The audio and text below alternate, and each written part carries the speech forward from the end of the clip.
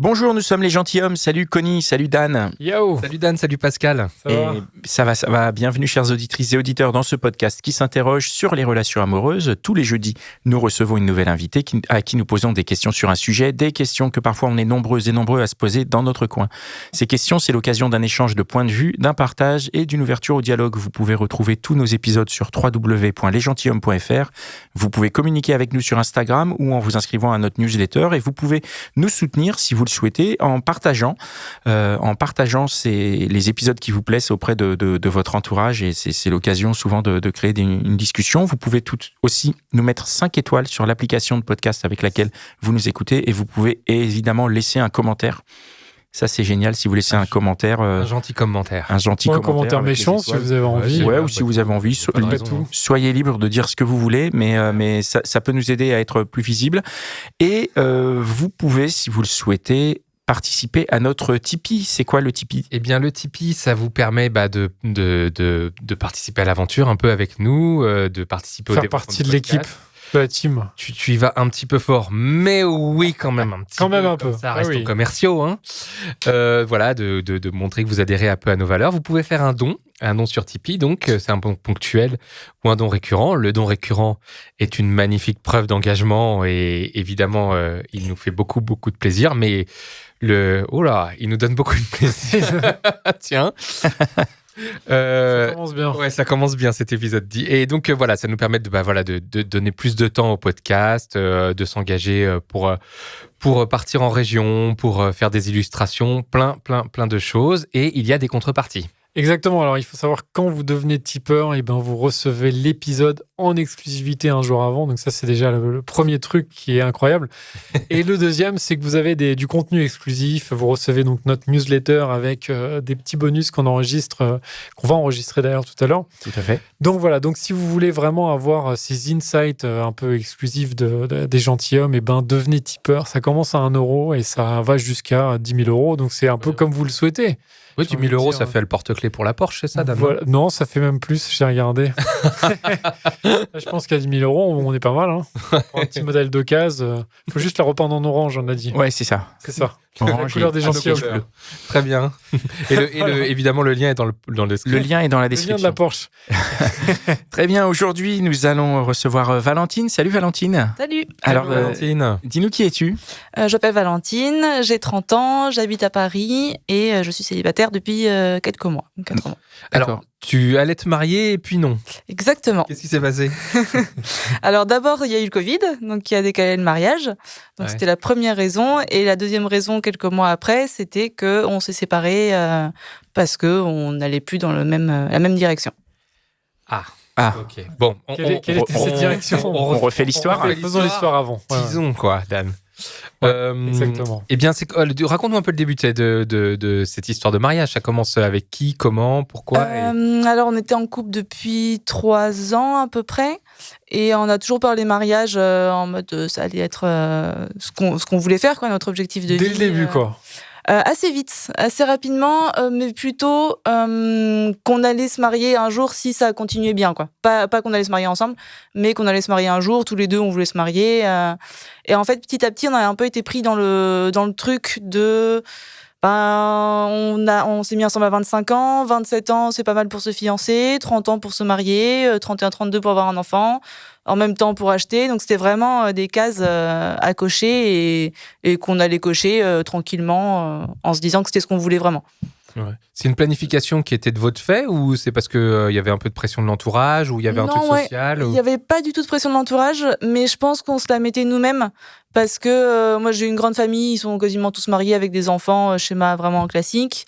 Et lui, ses parents sont mariés pareil, lui mettait peut-être plus la pression, mais c'était plus nous-mêmes qui nous la mettions par rapport à la société en général, pour le coup. Donc vous étiez partis pour vous marier. Ouais. J'avais la robe, on avait les yeux. On était, Ah oui, vous avez. Alors, raconte-nous. Alors, vous avez. Attends. Oui, raconte-nous comment s'est passée la demande, tout ça, comment vous avez glissé. Alors, la demande dans un restaurant un peu classique. Genre Pizza Hut. Italien, mais pas Pizza Hut. Yeah, Dan, trop bien. Pas loin, mais non, c'était. C'est là où je me suis dit qu'il aurait peut-être fallu que je réfléchisse un petit peu parce que même la demande, ça m'a pas non plus. Ça t'a pas chamboulé? Non, du tout. Tu t'es dit, pourquoi ça t'a pas chamboulé? Tu t'y attendais? Oui, je m'attendais vraiment énormément parce que pour le coup, je savais un peu tout ce qu'il faisait. C'était un peu un livre ouvert, donc je savais très bien quand est-ce qu'il allait me demander, le soir où il allait me demander, avec quelle bague, donc ça, je savais tout. Ouais. Donc, j'étais pas très, très surprise, mais j'étais pas du tout... c'était plutôt la première étape, et ensuite, va falloir se mettre au sale, au truc. Mais il n'y avait pas trop d'émotion, en fait. Donc déjà là, je me suis dit, avec le recul, j'aurais peut-être dû déjà me poser des questions un petit peu... Pourquoi tu n'y avais pas d'émotion? Parce que le fait de tout connaître et tout, de dire comment ça pouvait t'attendrir, ou de dire, je le connais bien et tout, c'est pas grave. Mais tu aurais pu quand même avoir des émotions parce que c'est un moment qui devait être unique un peu quelque part. Mais avec le recul aussi, je pense que c'est pas que je l'aimais pas vraiment, mais c'était la bonne personne au bon moment. Ou c'était... Je sais pas trop comment dire, mais j'étais pas vraiment heureuse avec lui, mais j'étais pas malheureuse. Donc j'étais neutre. Ouais. Pas mal, mais j'étais pas très bien. Et du coup, tout était comme ça, que ce soit la demande en mariage ou la préparation au mariage ou tout ce qui devait amener beaucoup d'émotions, en fait, était neutre, m'amenait pas grand-chose. Ça, t'as compris ça. Pardon, vas-y. Bon, t'as compris ça a posteriori, donc. Oui, en analysant un peu la situation. Oui, tes expériences d'avant ne te permettaient pas de te rendre compte qu'à ce moment-là, c'était peut-être pas satisfaisant par rapport à ce que tu aurais voulu. Non, parce qu'avant, d'abord, j'ai eu une relation de 3 ans, mais j'étais au lycée prépa. Pour le coup, qui s'est très bien passé, relation très saine et tout, enfin vraiment très bien. Et après, j'ai enchaîné des relations pas top, pas hyper saines, pas hyper... toujours moi qui en donnais beaucoup plus que ce qu'on me donnait. Et pour moi, c'était limite la norme. Et quand j'ai rencontré ce garçon, lui m'en donnait plus. Et moi, j'étais presque à attendre. Et lui m'en donnait tellement que je me disais, c'est pas si mal en fait. Pourquoi pas, quoi. Je veux prendre et puis on va voir où ça nous mène. Mais pas du tout. Enfin, c'était un peu par défaut, je pense. Tu étais avec lui par défaut, tu crois? Ouais, je pense. Il y avait un déséquilibre, c'est ça? Pas forcément, mais c'était... au contraire, c'était un équilibre, mais il n'y avait pas vraiment d'émotion derrière. C'était un équilibre... De ton côté, en tout cas. Oui, ouais, je pense. De son côté, tu penses que lui, il était chaud? Je suis pas sûre à 100% non plus, parce qu'il a une double nationalité. Et du coup, il a aussi une autre culture aussi. Enfin, il est... Tu peux nous éclairer quand même sur son autre culture? Oh, il est franco-iranien. Okay. Et en Iran, la famille est très importante et très... assez étouffante et en demande beaucoup. Et je pense qu'il voulait beaucoup faire que ses parents soient fiers de lui. Et dans cette fierté, il y avait se mettre avec quelqu'un et surtout faire des enfants. Et je pense qu'il y avait un peu ça et que lui s'était mis ça en tête, qu'il fallait absolument qu'il réponde aux besoins de ses parents, aux envies de ses parents. Et je pense qu'il le pensait quand même lui-même au fond de lui, mais pas non plus à 100%. Donc il était plutôt moteur alors dans le... Au début. Après, on s'équilibrait. Au tout début, parce qu'à la fin, c'est moi qui faisais tout dans le couple à 100%. Okay. Mais vraiment 100%. Ah ouais, ok, très bien. Donc en fait, t'es avec lui, c'est un peu un choix de raison alors finalement? Je pense, ouais, exactement. C'est ça. En fait, c'est un peu horrible à dire, mais je pense que c'était limite, il est pas si mal, il sera pas un mauvais père, il sera pas un mauvais mari, mais il y avait rien de positif en fait. C'était plutôt du non négatif. Ouais. Ça.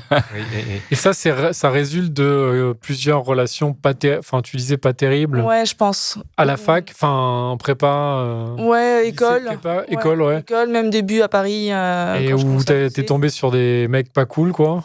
Sur des mecs pas cool, mais je pense que je l'attirais aussi un petit peu, où je me mettais un peu en victime, ou si eux me victimisaient un peu, entre guillemets, je les laissais faire. Et je pense que du coup, c'est aussi c'est une logique des choses aussi. Quand on se laisse un peu faire, la personne en face, elle en profite. Et voilà. Mais du coup, je l'avais pas forcément bien vécu. Et quand je suis tombée sur quelqu'un qui était plutôt bien avec moi, je me suis dit, allons-y, quoi. Alors que tous ceux d'avant, jamais je me serais dit, ils pourront faire des bons pères, ils pourront être un bon mari ou quoi que ce soit. C'était plutôt dans l'instant, l'adrénaline de l'instant, mais je me voyais pas avec eux à long terme, quoi. Et comment t'es arrivé à te dire que t'allais pouvoir vivre ta vie et te marier avec un mec à qui c'était que moyen? Mais ça, on m'a posé beaucoup de fois la question et je saurais pas trop répondre parce que je pense que je me suis toujours dit que c'était mieux d'être moyen que d'être nul. Mhm. Et j'avais pas en tête l'autre possibilité d'être seule, d'être juste bien seule. Et enfin, pendant longtemps, j'y ai pas trop pensé.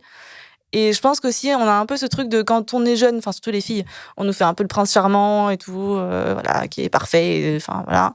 Et plus on vieillit, plus on nous dit non, en fait, c'est impossible, ça arrive pas, ça. Au contraire, il faut vraiment que tu fasses des concessions dans ton couple. Et en fait, on nous le rabâche tellement que je pense que moi, j'avais en tête juste couple égale concession et point barre. Rien d'autre. Ça venait pas de ton schéma familial ou quelque chose comme ça? Même pas parce que mes parents s'aiment. Moi, pour moi, c'est le modèle parfait. Enfin, même là, après, je sais pas, plus de 45 ans de mariage, je pense. Chaque fois que j'y vais, ils s'aiment. Enfin, d'un point, mais ma sœur, pareil. Mes frères qui sont mariés, pareil. Et à chaque fois, je me disais, j'ai pas ça, en fait. Mais après, j'occultais. Et tu t'étais pas dit ça pourrait arriver avec le temps? Peut-être, mais en fait, avec le temps, c'était de pire en pire. Ah, Donc, ok. c'est pour ça qu'après après coup, je me suis dit, ouais, non, en fait, peut-être pas. On revient Au début, je pense. Ah oui. Au début, je pense que je me disais ça. On revient à la demande en mariage. Donc après la demande en mariage, comment ça se passe? Après, je commence à organiser le mariage qui se faisait au Pays Basque, donc niveau logistique, fallait s'y prendre un peu. Et qui devait se faire du coup quand l'été. Ouais, au tout début, c'était l'été 2020. Ok. Et on a décalé cause Covid à l'été 2021. Mhm. Et du coup, j'ai annulé en octobre là. Et donc, comme c'était l'été 2020, on a commencé à organiser en janvier 2019. Donc là, tu prépares tout. Enfin, vous Ouais. préparez tout. Je prépare tout. Toi, tu prépares tout. Ouais, Tu je fais les prépare tout. invitations, enfin Ouais. les faire part. Ouais. Les faire part, les visites. Tu parles avec tes parents, machin. Enfin, toute la famille est impliquée. Alors, toute ma famille est impliquée et la sienne s'est impliquée en m'imposant des choses sans me le dire, du style une cérémonie iranienne, et alors que je savais pas. Enfin, et que ça rentrait pas dans le timing du tout, même logistiquement. Ça veut dire quoi, pas rentrer dans le timing? Par exemple, la salle était assez loin de l'église où on allait se marier, donc le temps d'y aller, il y avait le cocktail, les photos, et la cérémonie qui durait soit 1 heure, soit 10 minutes, parce qu'il nous disait pas ce que c'était entre les deux. Et du coup, il restait même pas une demi-heure pour profiter du cocktail D'accord. et que moi, je profite de mon mariage, quoi. Et petit à petit, je voyais ce mariage comme faut s'en débarrasser, il faut vite le faire parce que ça va vraiment être nul. Ouais. Pour moi, ça va être nul. Pour les autres, ça sera génial, mais pour moi, ça va vraiment être nul. Oh là là, c'est pas une position agréable. Ça, c'est marrant, vous aviez prévu l'église, il est iranien. Ouais. C'est un choix. Il s'est fait baptiser entre-temps. Pour toi ou non. pour te marier? Non, parce que moi, je suis baptisée, mais je suis pas hyper croyante non plus. C'est plutôt par tradition, pour le coup. Et lui a voulu se faire baptiser près de chez nous, là. Donc, il a fait une préparation qui est assez lourde pour un adulte. C'est une fois toutes les 2 semaines pendant 1 à 2 ans. Donc, c'est quand même... faut y aller, quoi. Faut être motivé. Et non, en plus, on peut se marier sans que l'un des deux soit baptisé. Donc, c'était même pas du tout une obligation. D'accord. Il l'a fait par amour. Je pense pas non plus, parce que moi, ça m'importait pas du tout, en fait. D'accord. Donc, c'est pour lui, quoi. Pas. Ouais. Et je pense que c'était aussi ce truc de, pareil, s'intégrer aussi de la double culture et de s'intégrer encore plus dans ma culture à moi, alors que... Enfin, il est né en France. D'accord. Et donc, vous préparez le mariage, il y avait quoi au menu? Alors, qu'est-ce qu'il y avait ici? On n'est pas allé jusqu'à la dégustation, ça limite. Vous avez pas pu aller à la dégustation? Non, ça devait être juste avant le Covid, du coup. Ouais. En gâteau, il y avait un russe. Personne ne connaît, mais c'est un truc du Pays Basque à base de pralinés, de couches de pralinés et tout. Donc, j'ai au moins découvert ça. Ouais. Et non, après, je sais plus, il y avait beaucoup d'amuse-bouche et tout. Donc là, tu nous as dit que tu as commencé à organiser le mariage en janvier 2019, c'est ça? Et donc on arrive lentement vers janvier-février 2020. À quel moment tu as les premiers signaux? Enfin, donc tes premiers signaux, ils te font déplacer le mariage, c'est-à-dire qu'il était prévu l'été 2020. Donc vous l'annulez à cause du Covid à partir de quel moment? Pas vraiment. Ouais, en fait, même pas, parce que moi, au début, donc janvier, moi j'ai commencé à avoir des gros doutes en janvier 2020. C'était quoi ces doutes? C'était, par exemple, par rapport au mariage, justement, par exemple, la cérémonie iranienne. Moi, il m'avait dit qu'il n'y en aurait pas. Ses parents ont dit qu'il y en aurait une. Du coup, il m'a dit après, si, il y en aura une, en fait. Enfin, t'as pas le choix. Ça, c'était un peu relou, déjà. Ouais, en fait, c'est pas forcément la question de la cérémonie en elle-même, c'est plutôt qu'il m'avait menti et que s'il mentait sur un truc aussi bête que ça, en fait, ses parents avaient vraiment une grosse influence sur lui. Et s'il lui disait le lendemain, tu te maries pas, limite, il l'aurait pas fait, quoi. Donc, d'accord. ça, j'ai découvert ça petit à petit. J'ai vu j'entendais des trucs qu'il leur disaient et tout. Et petit à petit, j'ai réalisé à quel point ils avaient une grosse pression sur lui. Et par exemple, moi, je voudrais partir de Paris. Et il me disait oui, un jour. Et ses parents m'ont dit, bah non, en fait, vous partirez jamais de Paris. Ah bon, je savais pas. J'aurais aimé être au courant. Et il y avait beaucoup de choses comme ça où je pense que lui essayait de se convaincre et qu'en fait, par derrière, c'était faux. Mais c'était pas malveillant de sa part, je pense. Je pense que c'était vraiment lui qui essayait d'y croire et en fait, par derrière... C'est ça, c'était pas malveillant, mais toi, du coup, ça te l'a montré sous un jour qui ne te convenait pas. Ouais. Un jour un peu, du coup, pas malveillant, mais un peu lâche. Ça, c'était éliminatoire pour toi? Ouais. Pour moi, ouais, il faut... La lâcheté. Ouais, la lâcheté et face à ses parents, face à tout le dur, hein. monde. Mais c'est très compliqué. Mais en plus, comme j'ai une grande famille, je le vois, que c'est très compliqué. Je vois mes frères, dès qu'il y a des soucis avec leur femme, je vois que mes parents s'immiscent un tout petit peu, mais dès qu'ils commencent à s'immiscer, et encore, ils le font vraiment très, très, très peu. Mais déjà là, c'est compliqué. Alors, quand c'est des parents assez toxiques, assez étouffants, donc à sa place, j'aurais vraiment pas aimé être à sa place. Hein. Ça, c'est sûr.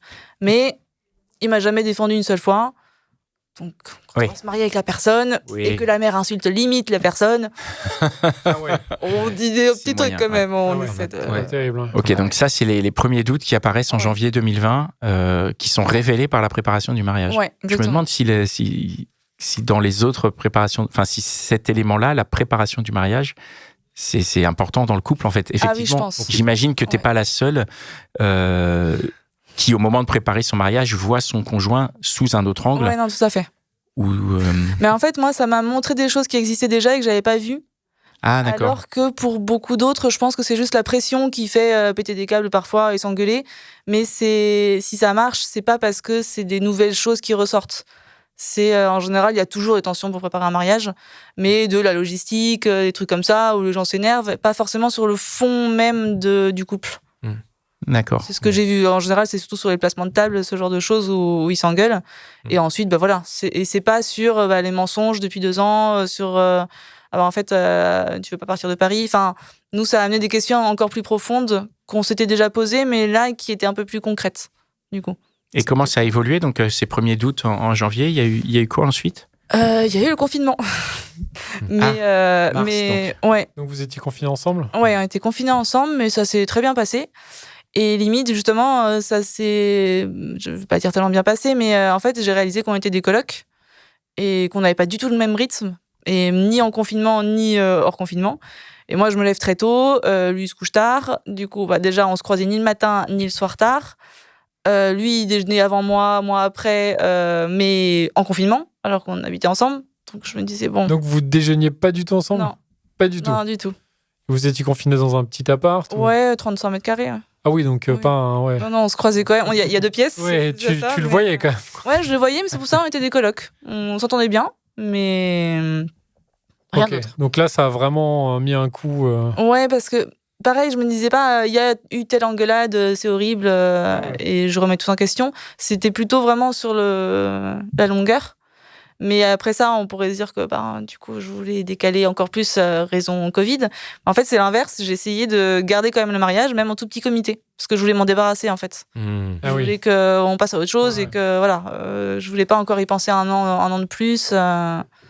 Mais à ce moment-là, à aucun moment, tu te disais, bon, en fait, je vais le quitter, c'est ciao, quoi. Si, je pense que je l'aurais quitté avant le mariage. Ouais. Je pense que s'il y avait eu le mariage en 2020, je l'aurais quitté, du coup, 3 semaines avant, mais je l'aurais fait. Même, quoi. Ouais. En fait, mes parents m'ont envoyé un mail en me disant qu'ils avaient envoyé le même à ma sœur quand elle se mariait, en me disant, on espère que tu es heureuse, tout ça. En tout cas, sache que si jamais tu as un doute, mais le jour même le matin même, on annule tout. Tu nous dis, nous, on annule tout. Et tu nous rembourses. Voilà, moi, j'avais pas ce problème-là, justement. Ils m'ont dit, et t'oublies tous les trucs matériels. Quelle chance d'avoir des parents comme ça, c'est chouette. Ouais, c'est hyper cool. C'est chouette d'être soutenu.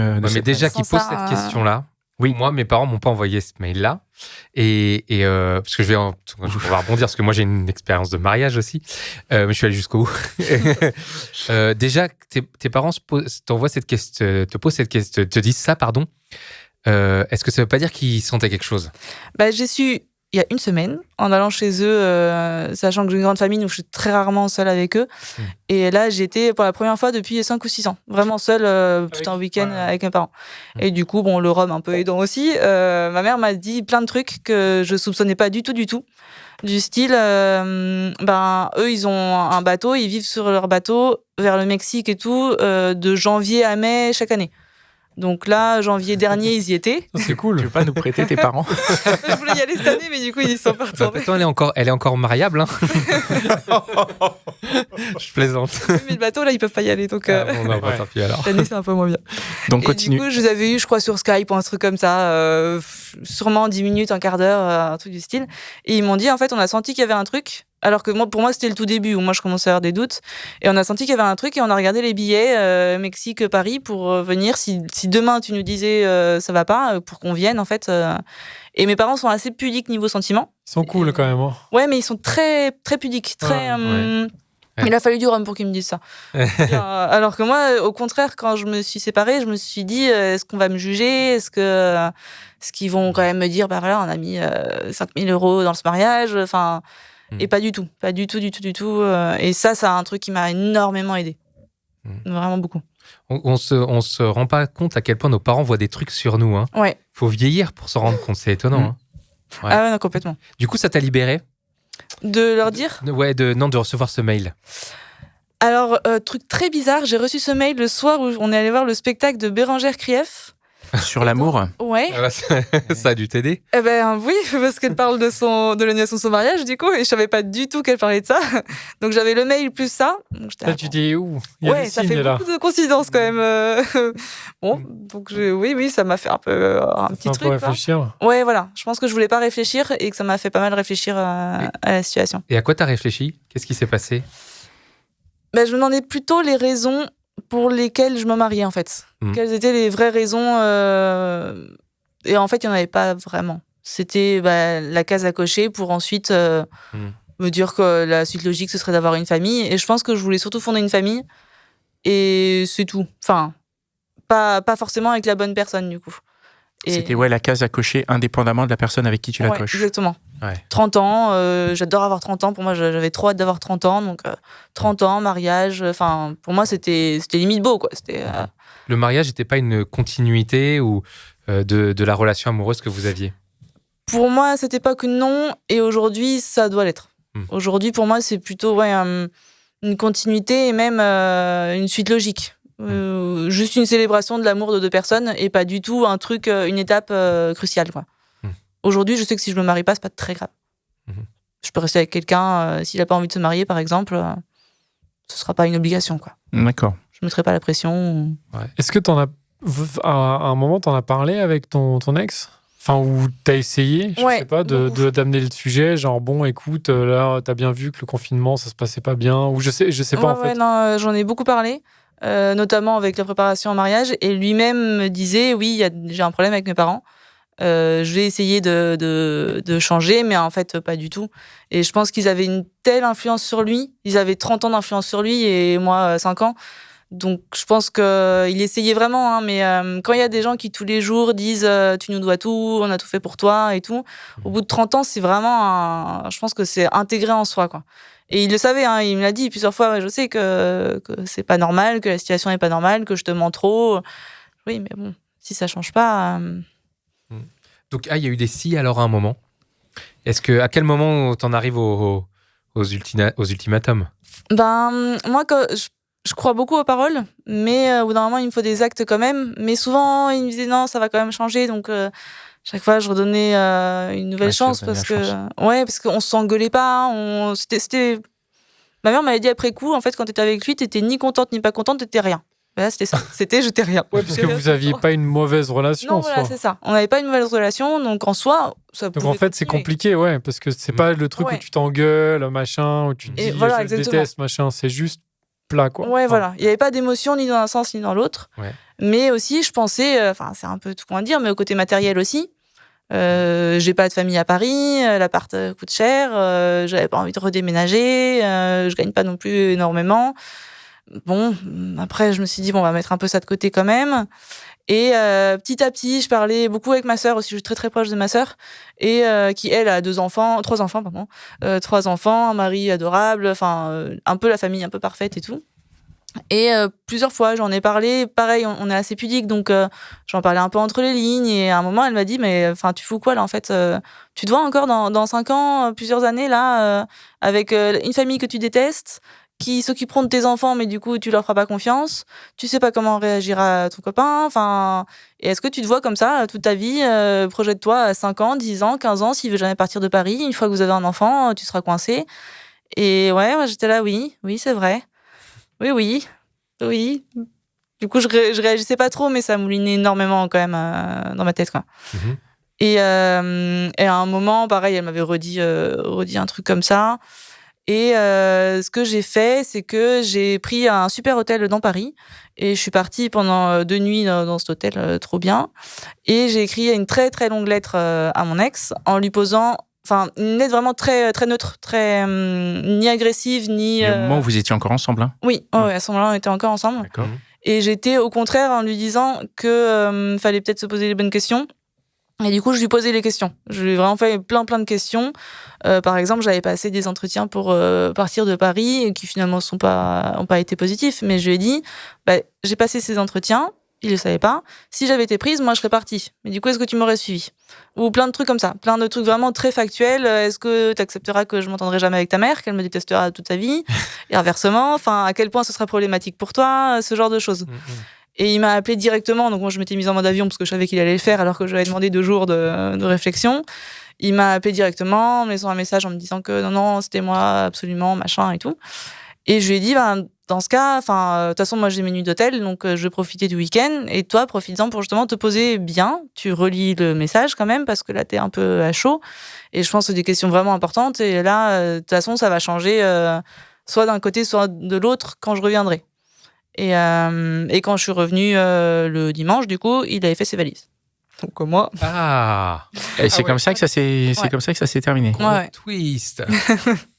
Il a fait ses valises. Et il t'a Ouais. donné une explication? Est-ce qu'il t'a parlé? Il t'a dit qu'un truc? Ouais, du coup, il m'a dit qu'effectivement, il avait bien relu mon mail et tout, qu'en fait, toutes les questions que je lui posais, effectivement, il n'était pas prêt à se mettre une croix sur ses parents, ce que je lui demandais pas, mais à prendre ses responsabilités dans ce sens-là, en fait. Et sachant qu'un jour avant, il me disait non, c'est toi, limite, je parle plus à mes parents. Donc, en fait, moi, je sais que avant de partir, c'était un peu pas de la manipulation, mais je voulais que lui prenne la décision de partir. Je voulais qu'on se sépare, mais je voulais qu'il prenne la décision pour qu'il l'accepte et que ça mette vraiment un point final à l'histoire et qu'il revienne pas dessus après, quoi. Donc en fait, officiellement, je me suis fait larguer, mais ça me va très bien parce que poussé, du coup, ouais. Et ça, c'était combien de temps avant le mariage? C'était en octobre dernier, on devait se marier en juillet. Donc Ok. c'était Donc, après en la gros, date. 6 mois, un peu plus. Ouais. Ouais. Mais du coup, t'as dû tout annuler. Est-ce que en termes de, c'était C'est très relou? facile d'annuler un mariage, hein. Ça se fait en, Ah ouais en 10 minutes. Hein. Les prestats sont tellement génies qu'ils raccrochent direct. Ok. Et ils gardent la caution et voilà. Ah oui, donc vous avez perdu de l'argent. Mais bon, c'est Mais pas bon. grand-chose par rapport Bah oui, bien Ouais. sûr, bien Et sûr. en plus, vu qu'on Un a divorce, décalé Dan. à cause. Oui, déjà. Bien Et comme sûr, on avait ouais. décalé à cause du Covid, on avait mis que des cautions vraiment du tout début. On n'avait pas fait les dégustations de traiteurs, machin. Oui, ok. Alors que quand je dis que je me serais sûrement séparée 2-3 semaines avant, là, il y aurait eu des frais très Ça aurait très été lourds. plus relou. Ouais. Ouais. Est-ce qu'il y a eu des répliques? Et est-ce qu'il est revenu? Vous êtes redit, ah non, on va se marier. Ah bah non. Alors le lendemain, il m'a dit il faudrait qu'on essaie de se remettre ensemble si tu parles avec ma mère. Donc j'ai dit non. Ah oui. Ah ouais. Drôle de méthode pour te récupérer. Voilà. Comme quoi c'était vraiment important pour lui. Donc Ouais, au moins pourquoi il a pas, mis le. Pourquoi pas? Et moi non, en fait moi quand je décide un truc, je tourne la page. En fait on s'est séparés le dimanche. Je me suis essayé le lundi pour m'en remettre un peu et le mardi j'ai appelé mes parents. Et par contre, si je commençais à l'annoncer à tout le monde, pour moi, c'était juste. C'était fini. Ouais. Pas de J'allais retour pas dire à mes parents, on annule, vous perdez 5000 balles. Et le lendemain, non, en fait, on récupère le truc. Mhm. Donc, je me voyais pas faire ça. Et j'étais vraiment sûre de moi, je pense. Ouais. Ça faisait des mois que ça tournait dans ma tête. Donc, Qu'est-ce que tu retiens alors de cette histoire, par exemple sur les raisons de se marier? Ben justement, ce que je disais, c'est que pour moi, il faut pas se marier pour faire une étape et pour passer un cap. C'est plutôt une continuité de si ça se passe bien, un peu de montrer, de faire un peu la fête avec tout le monde pour montrer à quel point on est heureux et amoureux. Et c'est pas du tout l'étape de ensuite acheter, ensuite avoir un enfant. C'est plus le cas en tout cas. Ça m'a beaucoup changé la vision du mariage. Parce que j'avais une vision très projet. Même j'avais des collègues même de l'extérieur qui m'ont dit après coup, en fait, tu faisais ça comme un projet. T'étais chef de projet de ton mariage et t'y arrivais très bien. Hein, t'as trouvé une super salle, des super prix et tout, mais t'avais aucune émotion. Du coup, tu t'es pas dit que t'allais devenir wedding planeuse pour d'autres? Bah, franchement, je pense que je serais plutôt forte. Hein. Parce que là-dessus... Reconversion. Ouais, exactement. Ok. Merci. Sinon, oui, juste pour finir sur la question de l'engagement, parce qu'aujourd'hui, le mariage est plus la forme d'engagement que c'était avant. On n'est plus obligé de se marier, d'abord.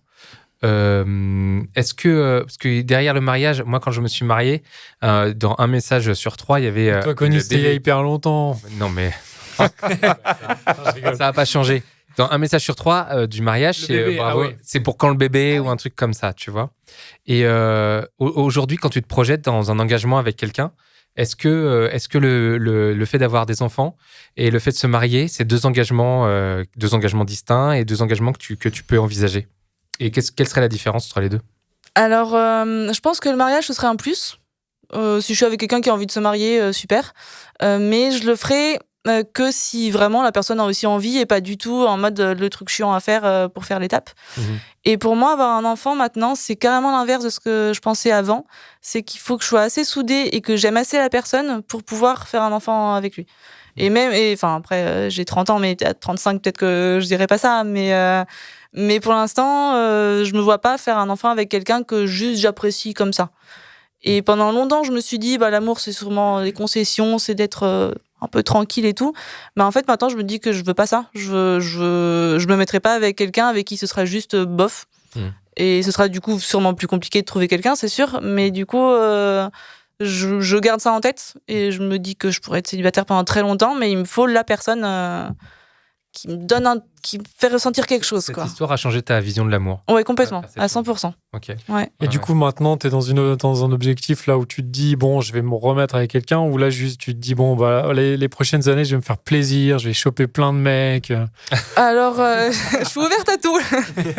Non, je suis vraiment ouverte à tout. Je me suis mise sur les applis, mais j'étais avant de me mettre en couple longtemps. Et là, ça m'a un peu saoulée.